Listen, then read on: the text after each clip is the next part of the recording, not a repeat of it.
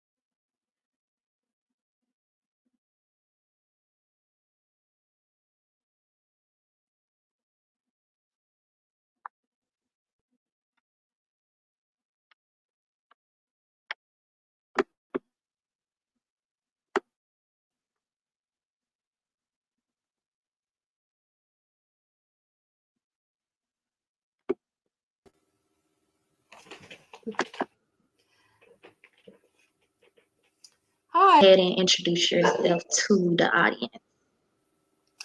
I'm Zen Ase. I am an educator and consultant, a podcaster, a spoken word artist, and poet and author. So I do quite a few things.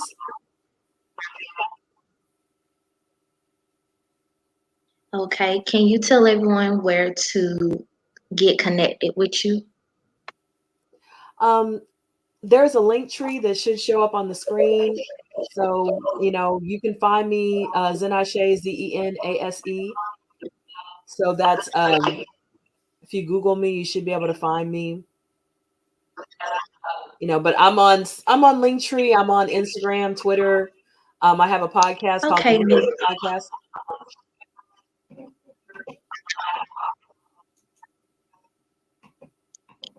Tell us a little bit more about your podcast then. So I started my podcast when we were in quarantine and we were kind of all locked down. And I was looking for what I still had that I could work on that wasn't being interrupted by, Trump, by um, racism, by quarantine, by any of the things that were kind of being disrupted at the time. So, I decided to do a podcast focusing on what we still had, kind of internal things. So, the focus of the podcast is self care, self development, self empowerment. And I focus on using, books, journaling, interviews, as well as like wellness things like meditation, breath work, just to basically become your best self. Because the theory is if you do small changes in your life, they can lead to big results. And also, what we do within ripples out into our community. So, the kind of the logo is like the butterfly effect, like a butterfly sitting on water, and you see the ripples coming out. Yeah, I love that. I love the butterfly image and self-love and self-care is definitely what I'm working on myself in that journey. So definitely a lot of women can, resonate with that. So everyone, I want you to give it up to Miss Zen. She's going to present a poem to you today. Sure. So this poem is called Black Her Story. Nothing beautiful is born without struggle, without suffering. Art, infants, invention, and most of all, culture, my culture, as multi pronged as my DNA. 60% Congolese, 13% Welsh and English, 8% Irish and Scottish, 12% Ghanaian. Let's not forget equal parts Nigerian, Spanish, French, and Norwegian. Is it any wonder when I stared at my newborn son, white faced and blue eyed, when I learned my dad was harassed because my mother was light enough to pass? When family rejected me because I couldn't pass the paper bag test, that a part of me wanted to hate America. But I am America, a living, breathing melting pot. And I come from those who fought to be here in every war since the Civil, on Freedom Rider buses, the very church we owned burned to the ground. My uncle emblazoned on history books the face of Thurgood Marshall's case against segregated lunch nooks. I understood the need to reach for X, the unknown, when I grew up sleeping on land willed to my grands by our slave master. My mom's maiden name, his name. But beauty has come from this suffering, knowledge, accomplishments, pride, and many firsts. And my culture resonates and propels this beauty onto the American landscape. Great writers, Dumas and Hughes and Hurston, great singers, Ella, Aretha, and Fats, great musicians, Dizzy and Cab Calloway, showmen, inventors, scientists, humorists, all have their lineage, their landmark of scarred terrain, and all packed that dust under their feet and rose and overcame. And thus, when I look around, I know my ancestors would be proud that 72% of me, my Africanness, would shout out loud. My history calls to me, and my present responds boldly, loudly, proudly, strong. My her story marches on. Thank you. I like it. I like it, especially when you spoke about the brown paper bag test and everything. Not being able to be light enough to pass. I resonate with that. A lot of people feel like that as well. Um, Yeah, the poem was about all the aspects of, we a lot of us know that we come from slaves.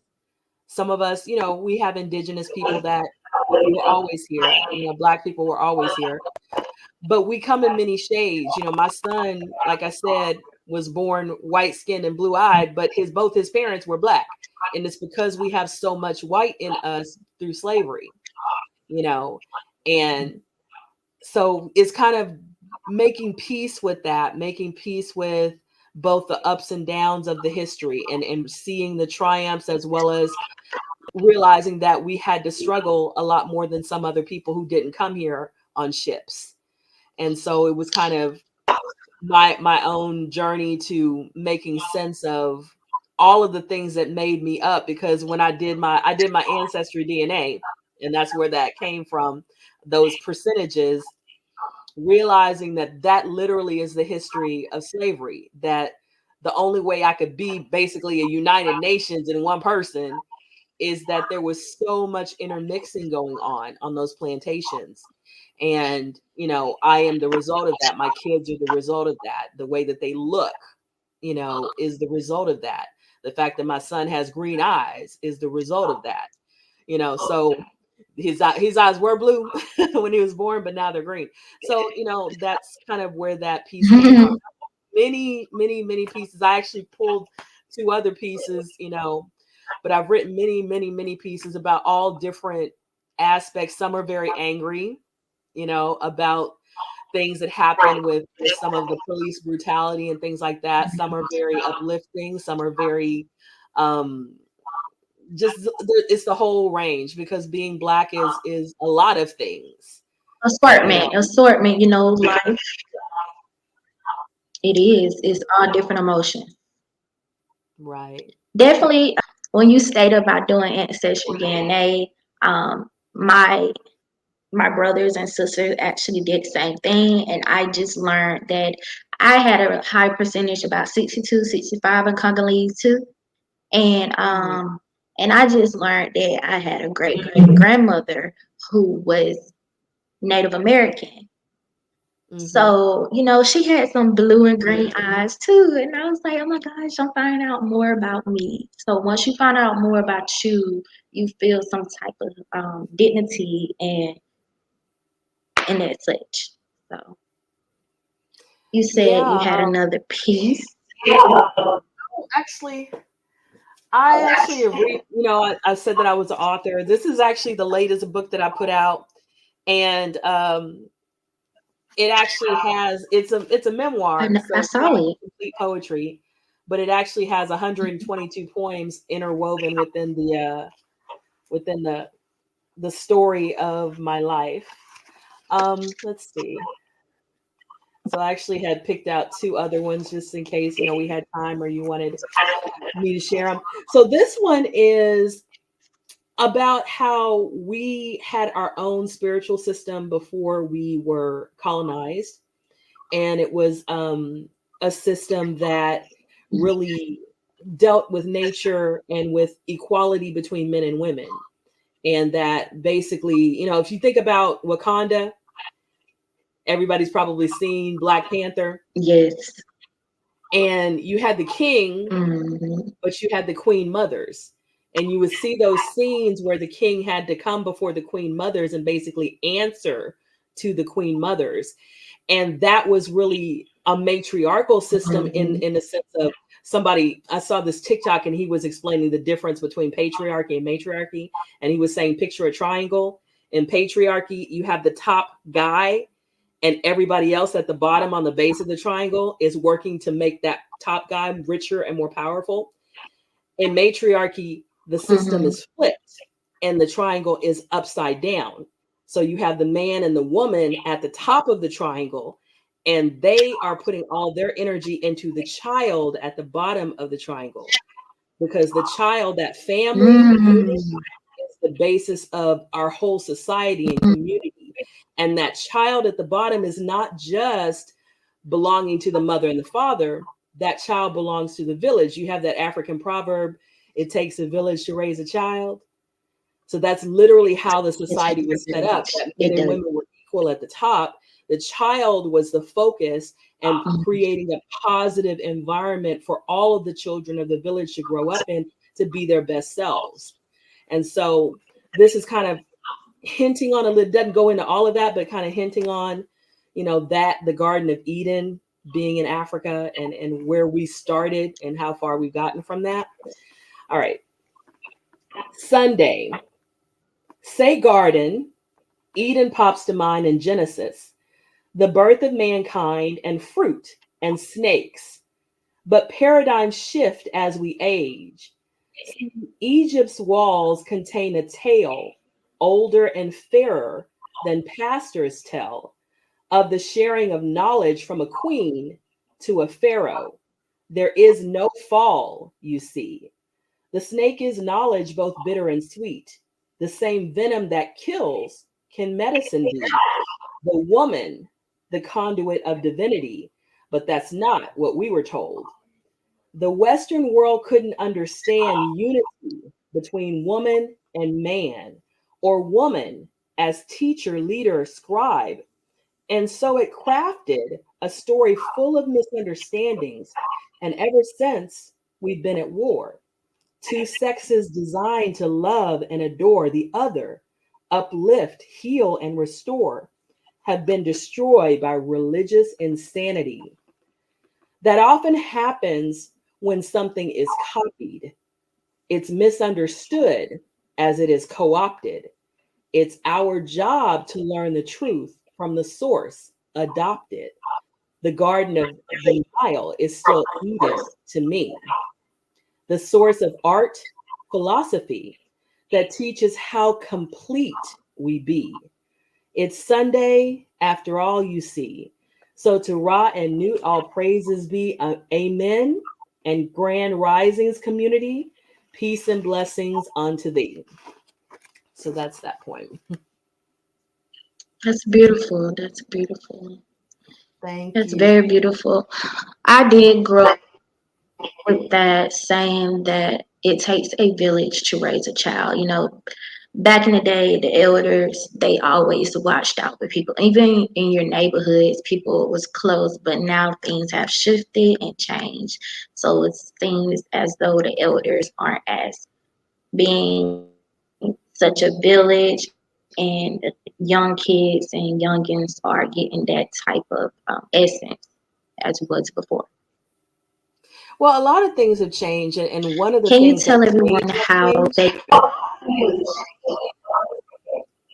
well, I was going to say Mhm. one of the things that made that change is a lot of the You can go ahead. youngsters didn't want the elders' input.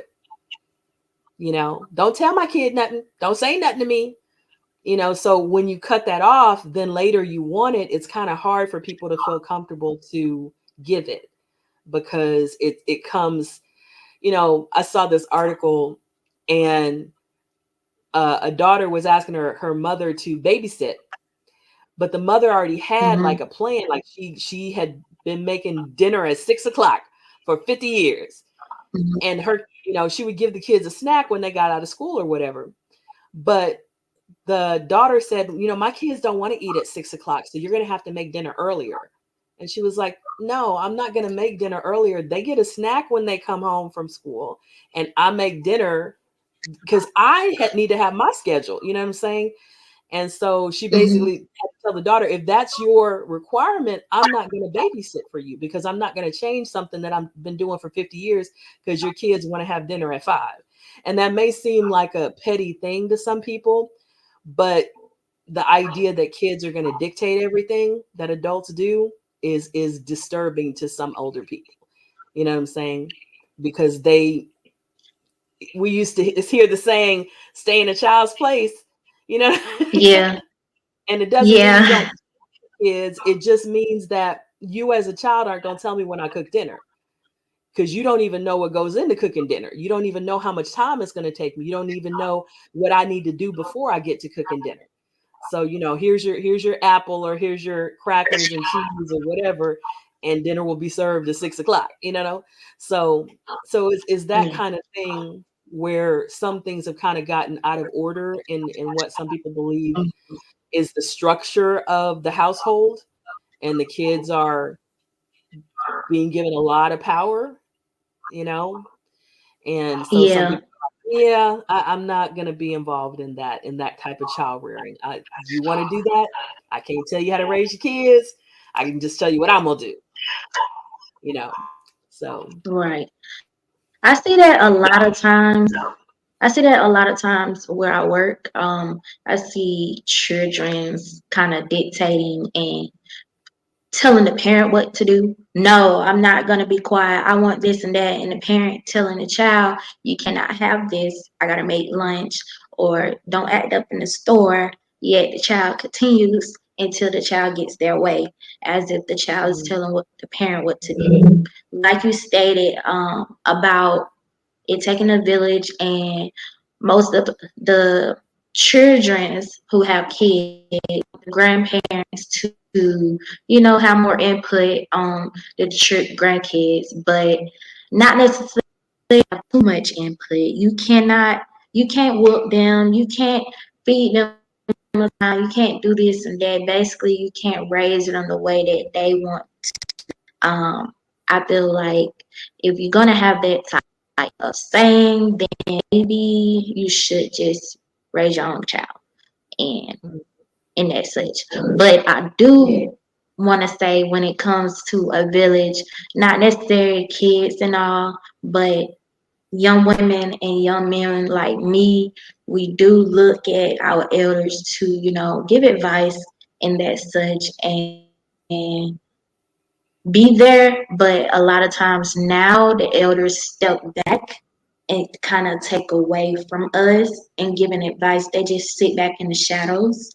And I feel like in y'all message and advice can be conveyed more to us if come forward and say something. We may not listen in that moment, but we will later on. Sometimes you gotta learn before you actually listen, but that person is actively listening. true. That I That's what can I hear that, feel. I can hear that, Yeah. So I do appreciate you coming on to the show and giving us a piece of you and introducing, pieces that you work on that was very personal. And What does Black history mean to me? Black history means, well, to me, the whole world is Black history because everything started in Africa. So Black history started everything. Then it kind of got interrupted with colonization and slavery. And now we're trying to, in a sense, play catch up. So to me, Black history is knowing who you are based on your um, the things that have happened to your culture, and also, your ancestry, knowing the good and the bad. And I think that we can always be learning Black history. We can always be mhm. learning about people who came before us, people who were the first to do many things.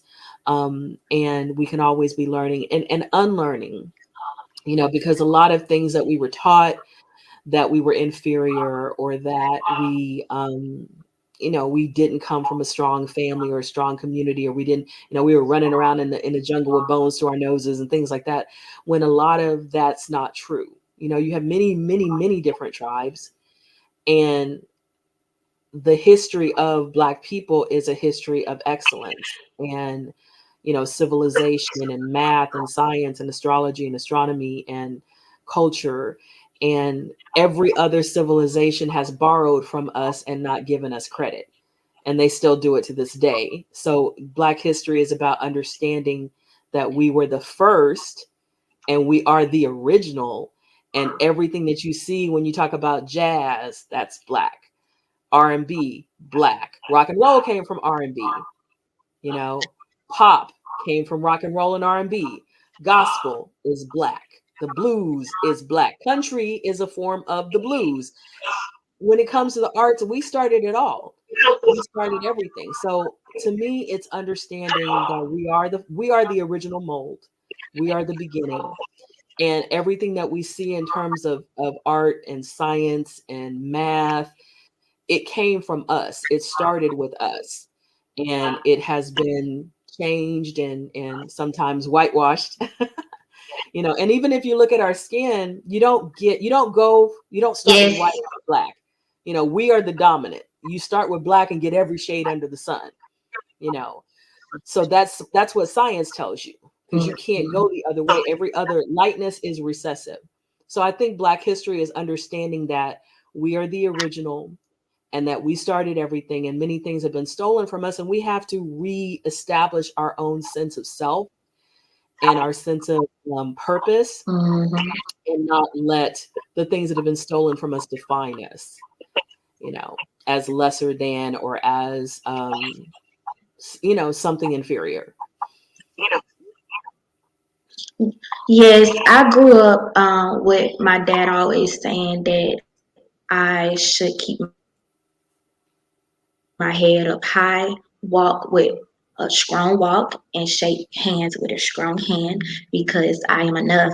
And I also knew that we have been in a lot of things. We have, it's just back in those times, we didn't know too much about copyright and about patents, education they didn't want us to know too much of, which is education is the key and it's power. Um, so a lot of times I felt like and knew that we created a lot of things. I'm learning each and every day that we created so much things. Like the other day, I learned that we actually had a young lady who created the pitchfork and the spatula for you using the grill and everything, and the light bulbs and everything. We just work with our hands. We are very dedicated people and creative, and we need to get back to thinking that we are capable of being more than stereotypes.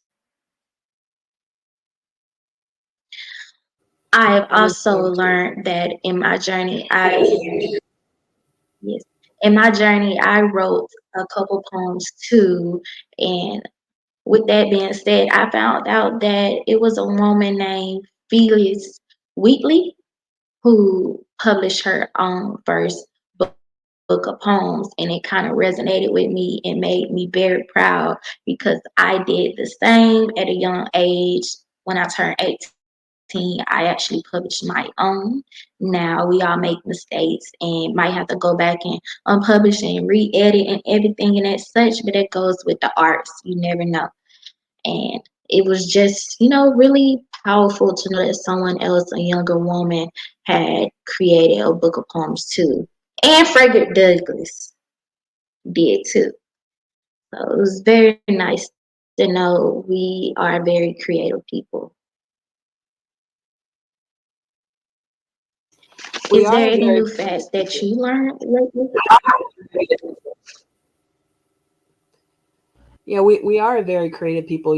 One of my favorite writers is Langston Hughes, and he was also the first Black writer to make a living from his writing in the 30s and the 20s before the civil rights movement. So, when I think about, you know, me being able to make money from my writing, he's my inspiration because if he could do it back then when there were much fewer opportunities, then I can definitely, you know, do some things now with all of the opportunities that I have in front of me. So it definitely keeps me feeling encouraged. And I think that that's another thing that Black history does for me and for many people. When we look at, there used to be a song, when my soul looks back and wonders how I got over, and not just how I got over, but how all the people before me got over. And when I see their strength, when I see their beauty, when I see their fight and their purpose and their goals and determination, then it kind of reminds me that I have some of that flowing through me in my veins because those people are my ancestors, and they may have left this physical plane, but they left a part of themselves within my DNA. And I think a scientist said something like we have something like over 1,200 ancestors flowing through us, and that's a lot of people that imparted a lot of things.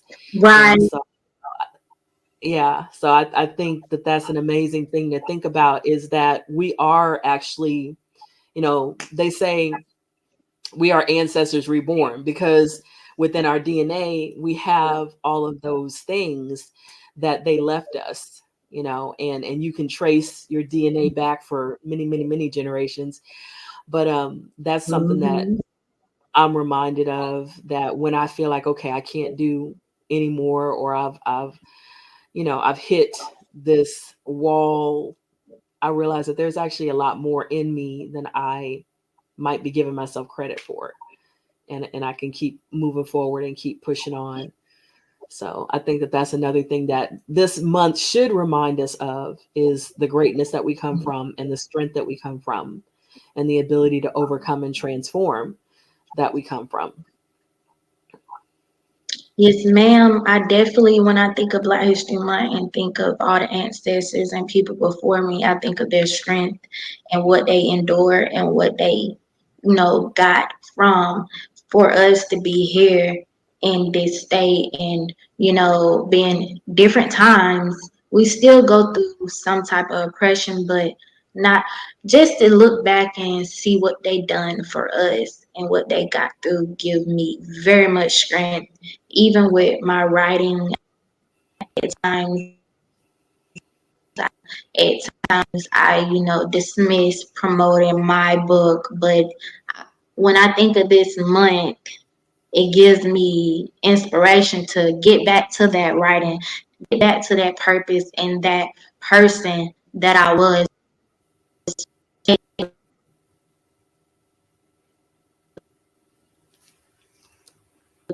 and was powered by that I knew that I had to speak about it, not be silenced. You never want to be silenced anymore.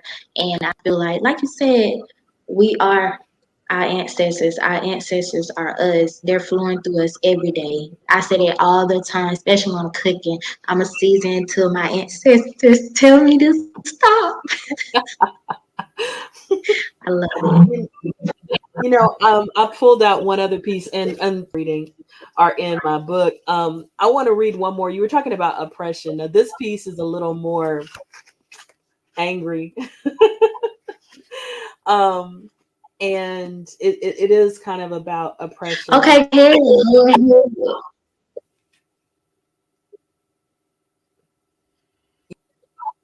You can go ahead with the. Oh, okay, okay. Snow. Born in the South, there's a different take on snow, a different take on seasonings, a different take on seasons, a different take on colors. Snow, white, pure, and precious, like everything white is purported to be, like whitewashing. But mold can be white and deadly, fungus, and hoods dusted off in the middle of pandemics, snow white. Like pale knuckles clutched around guns at the Capitol, like eyes popping out under wrinkled foreheads above snow white beards, under screaming lips, stretched around snow white teeth, but not black and blue, not faces turned red from blood spattered on no longer snow white pavement, because thugs are brown, because protesters are white. Snow. They must be right, though, because snow is always seen as pure. I like that. Yes, white and snow has always been seen as pure, but once you get a little bit of dirt, a little bit of brown, unclean. Right. And so I that like piece was that. really I about like how they portray us many times as thugs and violent, and then they portray, you know, white people doing the same thing as, you know, innocent, you know. And you look at media coverage of different things, Mhm, they'll call a 12-year-old black boy a man and a 21-year-old white man a boy. You know what I mean? Things like that, that skewing mhm, of criminalizing us for just being, calling us thugs when we're not, and calling actual thugs something else, you know? So that's what that piece was about. It's about the fact that they're a lot of times given the benefit of the doubt and seen as pure and innocent yes, because they're white, and people of color period. are assumed many times to be guilty. So it's the opposite, you know. So yeah, Yeah, we're assumed to be violent, very rowdy, aggressive, loud, all that such, when half of the time it's not even true. true. Yeah. Very true. Yeah, yeah. Well, I really enjoyed having you on here and you speaking Well, your thank you for pieces. having me. Can you tell the people, no problem. Can you tell the people how to get connected with you one more time? So if you Google me, Zenase, Zen Ase's books, they're on Amazon. So you can find, I actually have 5 books out. Two of them have poetry in them. One is a children's book with poetry. So that's actually my third book that has poetry in it. I have the podcast Zenergy, Zennurgy. The link tree is on the right under my face on this video. So if you type that in, that'll actually take you to my books. I do writing workshops if you're local in the area. Actually, I'm doing one on Zoom March 24th. So actually, if this episode is out by then, anybody anywhere in the world can come on Zoom, and I'll actually be doing a writing workshop about transforming pain into power. So, like I said, through my link tree, through Google and my name, you can see me on Instagram, Facebook, LinkedIn, Twitter, on Amazon, through the podcast Energy. So you can find me all over the place. You can find me. And did you self-publish your own books yourself through Amazon? Yeah, I did self publish my books through KDP, which goes right to Amazon, and some of my books are on Ingram Spark as well, which goes to everywhere. Like some of my books are on Walmart.com and BarnesandNoble.com and all over the place. So Well, you really inspired me to get back to writing and poetry and getting my book back out there and maybe others. So I really appreciate you coming on the show today. Well, thank you. I'm glad. And thank you for Yeah.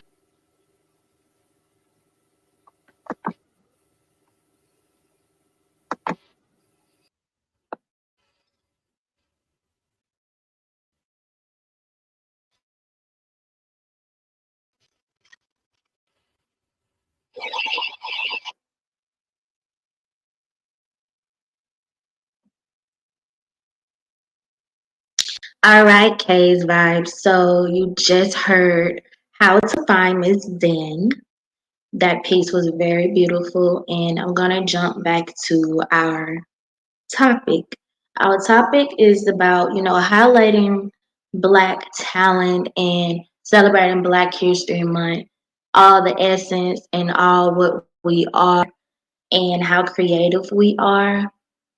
We're gonna go into some uncommon Black facts that many don't know. So I've learned from a page called Paycor that Nat King Cole was the first African American to host his own TV show in 1956.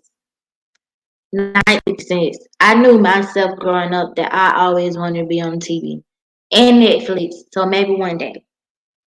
I knew that I always wanted my own radio station or talk show, and I created this myself. So, like I said, you can be anything, you can create anything. You just have to start with a dream, like Martin Luther King said, with a dream. And you write and you keep doing it, no procrastination. And so I'm gonna go on to say, Phyllis Wheatley was the first young woman to publish a book of poems. Frederick Douglass also had a book of poems, and we're going to speak about many more facts. How about the first colony to ban slavery in 1777 was Vermont? Vermont.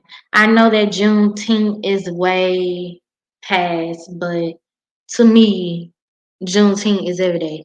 To me, Black history is every day. To me, Black is 365. Please be learning about yourself, your people, your ethnic, you. It's something that can be learned every day. Honestly, when I found out more about my ancestors through Ancestry DNA, I felt very encouraged and very powered. So maybe you can too, like, please understand that these people was very courageous and very independent and got through those tribulations. You can too. So we're gonna go on to more Black facts. So Miss Hattie McDaniel was the first Black person to win an Oscar. First Black person to win an Oscar because of her part in Gone with the Wind, y'all. Gone with the Wind. All I can say is Black people, when it comes to the music industry, when it comes to the arts, we created it. Like Miss Zen said, we created it. The gospel, the blues, the R&B came from rock and roll came from R&B. There would be no rolling rock without R&B, baby. Country music. You might as well say it came from R&B because it's talking about sadness. It's talking about trials and tribulations and about obstacles. That's what R&B does too. So just know that we created everything. We are the blueprint. We are the footwork. Don't never let nobody tell you different because we could trace the paperwork to everything. And with that being said, how about Chuck Berry? Chuck Berry actually went to school for cosmetology and got a degree before he did music professionally. Like I literally just learned this. Just learned this off of this little page. Just learn. So every day you can learn something. And I just wanted to tell y'all a little bit about some Black facts that you may not know. But before we end this episode today about Black history, loving yourself, I want to actually promote me. You gotta always be promoting yourself. And with that being said, I did unpublish my book so that I can re-edit and make it my own in purity. With that being said, I do have copies on hand if anybody wants to support and contact me on K's Vibes Facebook page to publish to pay. I take any forms of payment. This book I created called Melanin Poppin'. Melanin Poppin'. This image right here, when I created this, I was 18 years old. I was 18 years old. I've been writing and reading since I was in elementary and before. And just saying that, I used to love reading because I used to win AR tests and I used to win bites just because of reading. And it fueled me more because I loved reading. And with saying that, I had a fact that I learned that the theme song in Reading Rainbow was actually sung by Shaka Khan. Reading Rainbow was a song that I used to hear growing up when I was doing AR tests and encouraging me to keep reading. Knowledge is power, to keep reading and learning. So, with that being said, I wanted to read a poem that I wrote about Miss Sandra Bland. So, Miss Sandra Bland was actually one of the things we call police brutality and oppression. This this woman was attacked. It didn't even matter about her occupation. She was attacked at a traffic light, and beating and took into jail. So I'm gonna go into that and I'm going to just read for you.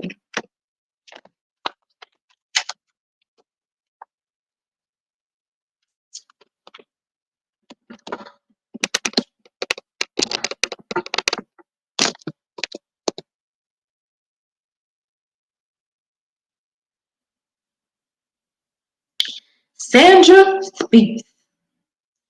Video is now rolling. April 2015. Hello. Good morning, you guys. There's a issue I would like to express. Being black in America is very hard. It's very hard. At that moment, black lives matter. They matter. April the 8th, 2015 at 9:43 a.m. Why draw a black man wearing a noose fashioned from American flag? I tweeted saying, at first they used a noose. Now they do is shoot. Hashtag Black Lives Matter. Sandra Bland speaks. It was hard getting out of college trying to find a job. Not one but less than 10 of us blacks wouldn't have a paying income. But I was a realtor. I was a real estate director.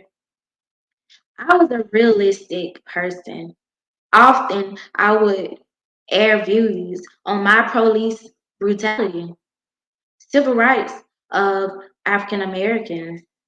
My words spoke awareness to be aware. I got caught up. I really did. They say I killed myself. They say I was not a murder, but the the mud shots show everything that I was covered. Weed. They say all blacks smoke weed. I guess I do. If I was accused of what you're assuming, I was stopped because of weed, not because of a real traffic violation, but because he had the audacity to, and the authority to. I was stopped. I was checked. He said, "You're drunk." How did you know I was drunk before you stopped me? I was not even 0.8 drunk when you took the test. So why did you prosecute me? Why, Brian? Why, Brian, out of all people? Why stop me? Even if I was being sentenced, I still wanted to be treated like a human being. Where are my rights? Miranda, Miranda, did you call me? Where are you? Never was she spoke. Never when I was cuffed. While I was treated like a seaman, treated like a not human, y'all, not a toilet to even piss in. Only holes in a cell. To bow on my knees, I had to even just bow down to pee in a hole. I had bruises on my face, necks, my chest. Let's say it was a struggle. Oh, what a surprise. Hung by a noose. They killed me. Where are the cameras in jail? That's all I asked. Where are the cameras in jail to state my defense? That Bible that they opened and planted, the stages of the mugshots. Why was I lying on the ground? Don't the guards stop? Don't the guards supposed to check on me? Am I enough to be checked on and watched on?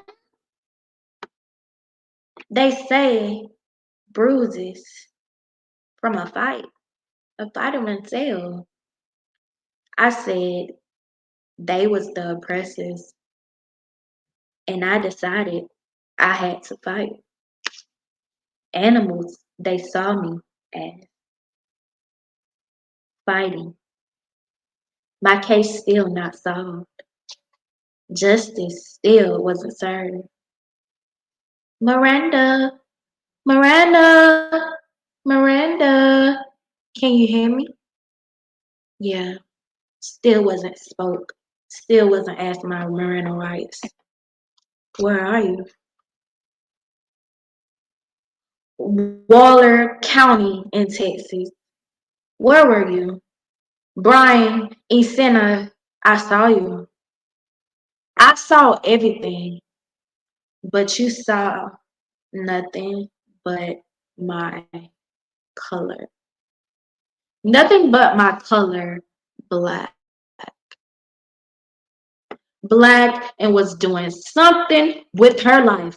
Black and was trying to make an income. Black and had received a new job. I was driving and I was stopped because I assaulted you. July the 13th, 2015. No sign of struggle. My case was ruled suicide. Y'all, I'm shaking just reading this, trying to separate the anger. But my soul said otherwise. My soul says Waller County, Texas. Find the truth. Find the answers. Depression, ecstatic. Man asked me, have you ever been very depressed? No. Do you feel this way now? No. Have you had thoughts of killing yourself?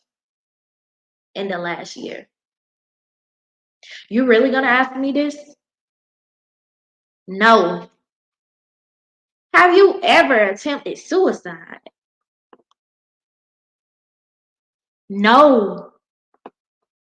But because they heard yes, because they say I am depressed, they say I killed myself before the accusations, before being pulled over, arrested because I wouldn't put out my cigarette. First, you don't have an actual case to go on. Two, I thought I was allegedly pulled over because of a traffic violation. Three, he asked me to get out. So when I refused, he pulled me out. Four, ma'am, you are under arrest. Five, I asked him why. Six, he did not answer. Seven, where's Miranda?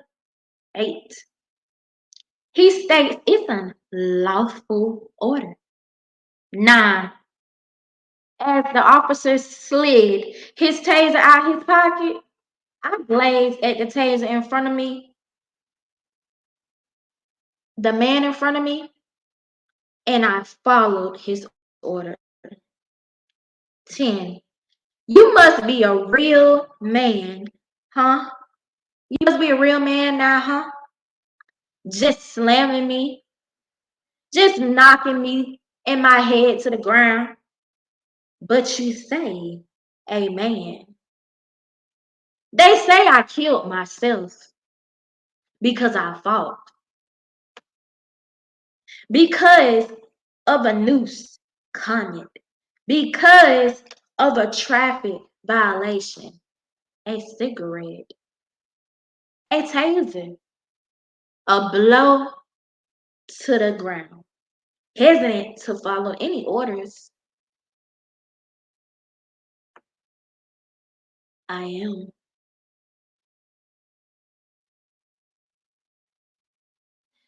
I am Sandra Bland. July the 3rd, 2015. Justice was not found.